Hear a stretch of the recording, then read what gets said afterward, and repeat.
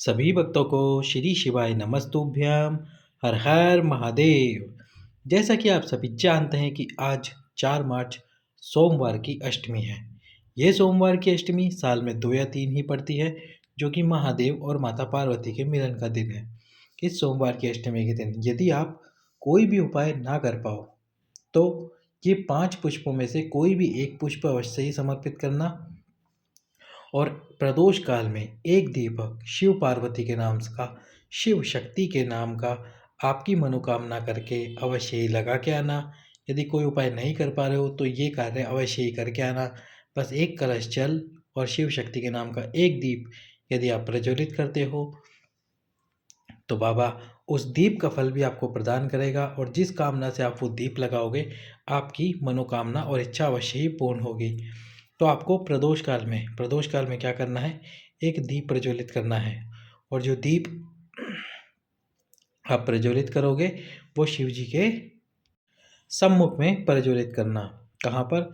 जैसे ये शिव जी हैं तो शिव जी के सम्मुख में दीप प्रज्वलित करना, लंबी बात का घी डालकर प्रदोष काल में।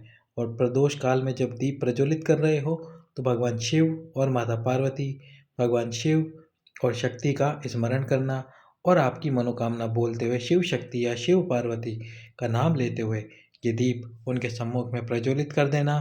और जब दीप प्रज्वलित कर दो तो थोड़ी देर बाद इस दीप को किसी ऐसे स्थान पर रख देना। रखना यही शिव जी के सम्मुख में, पर रखना ऐसे स्थान पर जहाँ पर इसका जल का छींटा ना पड़े और दीप ना बुझे। जैसे कि आप देख सकते हो इतनी दूरी पर आप इस दीप को रख सकते हो। प्रदोष काल में ये दीप अवश्य ही प्रज्वलित करना।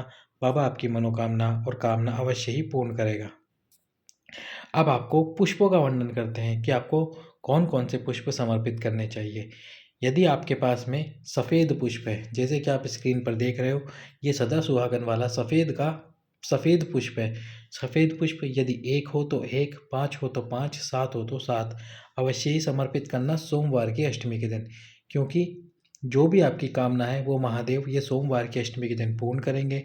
शिव शक्ति के मिलन का दिन है, बाबा को रिझाने का दिन है। अवश्य ही रिझाए बाबा को, और बाबा से प्रार्थना अवश्य ही करें। भगवान शिव शक्ति का स्मरण करते हुए ये फूल अवश्य ही समर्पित करें। यदि आपके पास में ये फूल ना हो तो फिर आप 2 धतूरे के पुष्प, कौन से पुष्प? धतूरे के पुष्प आपकी मनोकामना करते हुए समर्पित कैसे करने हैं आपको देख लो। अब आप यदि उत्तर दिशा में हो तो उत्तर दिशा से, दक्षिण दिशा में हो तो दक्षिण दिशा से 2 धतूरे के पुष्प ले लो। इसमें से पहला पुष्प आपको कहाँ समर्पित करना है, देख रहे हो आप, भगवान शंकर के शिवलिंग में। ये जो स्थान है माता अशोक सुंदरी का, इस स्थान पर फूल बिल्कुल इसी प्रकार से समर्पित करना है। देख सकते हो आप, इस प्रकार से पहला फूल पुष्प समर्पित करना है, आपकी मनोकामना कर कर, आपकी अभिलाषा कर कर। ठीक है। इसके बाद में हमको दूसरा पुष्प समर्पित करना है। दूसरा पुष्प आप देख सकते हो शिव जी के शिवलिंग पर समर्पित करना है। दक्षिण दिशा से समर्पित कर रहे हो तो भी इसी प्रकार करना है आपको, उत्तर दिशा से कर रहे हो तो भी इसी प्रकार करना है आपको। इसलिए पुष्प दिखा रहा हूँ आपको ताकि आप कंफ्यूज ना हो कि हमको पुष्प समर्पित कैसे करना है।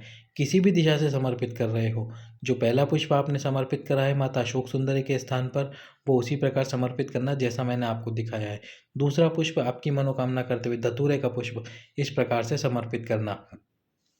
बाबा आपकी मनोकामना से दीजिएगा और आपको मुँह मांगा वरदान अवश्य ही प्राप्त होगा।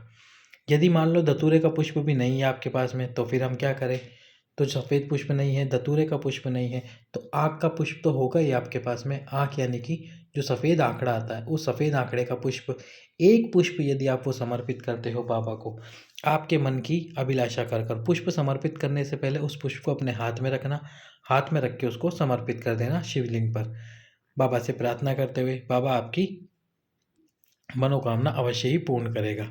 अब यदि आप बोलो भैया मेरे पास वो भी नहीं है तो मैं क्या करूँ? तो फिर आपको समर्पित करना है कनेर का पुष्प। कनेर का पुष्प आप जब भी समर्पित करो, फिर वो उत्तर दिशा से करो या दक्षिण दिशा से करो, जिस भी दिशा से करो। यदि 1 कनेर का पुष्प है तो 1 समर्पित करो, 5 कनेर है तो 5 कनेर समर्पित करो। और जब भी समर्पित करो देख सकते हो आप, डंडी हमेशा आपकी तरफ रहेगी। उत्तर दिशा से कर रहे हो तो भी डंडी आपकी तरफ रखना, दक्षिण दिशा से कर रहे हो तो भी डंडी आपकी तरफ रखना। मैंने ये दक्षिण दिशा से समर्पित करा है, इसलिए फूल की डंडी मेरी तरफ है। इस बात का ध्यान रखना कि जब भी आप कनेर का पुष्प समर्पित कर रहे हो तो उसकी डंडी आपकी तरफ ही रखना। अब अंतिम पुष्प का वर्णन करते हैं। अंतिम पुष्प है गुलाबी आंकड़ा। ये 5 पुष्प का आपको एक गुच्छा ले लेना है। 5 पुष्प जो एक साथ हो उन पाँचों पुष्प को ले लेना है। लेने के बाद में पहुंच जाना है आपको शिव जी के मंदिर में।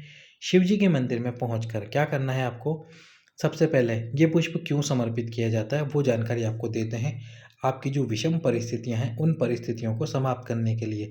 विषम परिस्थितियां क्या होती है, आप करना चाहते हो ये कार्य हो जाता है दूसरा कार्य, करना कुछ और चाहते हो कुछ और जाता है, जीवन में सब कुछ उल्टा ही चल रहा होता है, तो वो होती है आपकी विषम परिस्थितियां। इन परिस्थितियों को समाप्त करने के लिए, दूर हटाने के लिए जो आंकड़े का पुष्प है, गुलाबी आंकड़ा, सफ़ेद आंकड़ा नहीं, 5 पुष्प लेना। 5 पुष्प लेकर भगवान कुंदकेश्वर महादेव, भगवान अवधूतेश्वर महादेव, दोनों महादेव का नाम लेकर ये जो भगवान के चरण हैं इन चरण पर उन पांचों पुष्प को एक साथ स्पर्श कराना। क्या कराना, स्पर्श। स्पर्श कराने के बाद में पुष्प को, ये जो माता अशोक सुंदरी का स्थान है इस स्थान पर समर्पित कर देना। सोमवार की अष्टमी के दिन बाबा आपकी मन की कामना, या फिर अगर मान लो आपकी परिस्थितियां ठीक है तो कामना पूर्ण होगी, परिस्थितियां विपरीत चल रही है, विषम परिस्थितियां चल रही हैं, तो वो सारी परिस्थितियां महादेव अगली सोमवार की अष्टमी आने तक समाप्त कर देगा। तो ये थे आज जो कि 4 मार्च 2024 सोमवार की अष्टमी के उपाय। वीडियो को लाइक अवश्य करें, शेयर जरूर करें और चैनल को सब्सक्राइब अवश्य करें। सभी भक्तों को श्री शिवाय नमस्तुभ्यम। हर हर महादेव।